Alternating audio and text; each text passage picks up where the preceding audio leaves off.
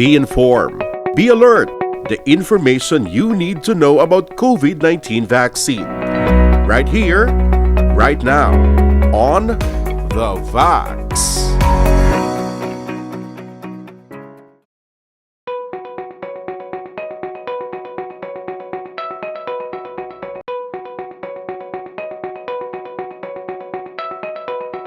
Samtang nagahulat ka sa imo nga swab result, no?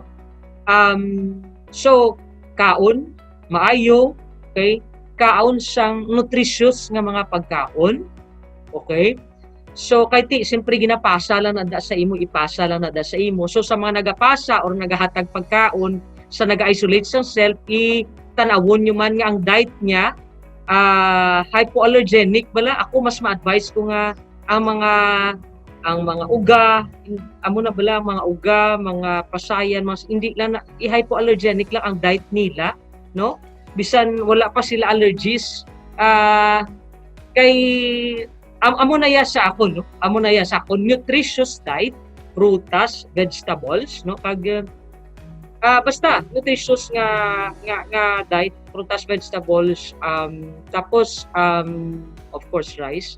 Kag inom tubig. No, inom damo tubig except lang kung may mga cardiac problems ka or kidney problems ka ngati siyempre may mga gina-regulate na iya ang may gina-advise man ang doktor mo kung ano ang amount. Tapos tulogid pahuway, no? Pahuway kag tapos dapat maka 8 hours of sleep ka. Tapos ano gid siya ang hygiene, no? Panibin o kun paligo. Tapos maglakat-lakat sa sulod, no? Inhale, exhale, inhale, exhale. Okay, malakat-lakat para maka-move ka. Okay? Tapos, pray, pangadi, gid, nga magnegatibo ka, samtang nagahulat ka sa resulta mo. Okay, basi mamilagruhan ka pala. And always think of positive thoughts.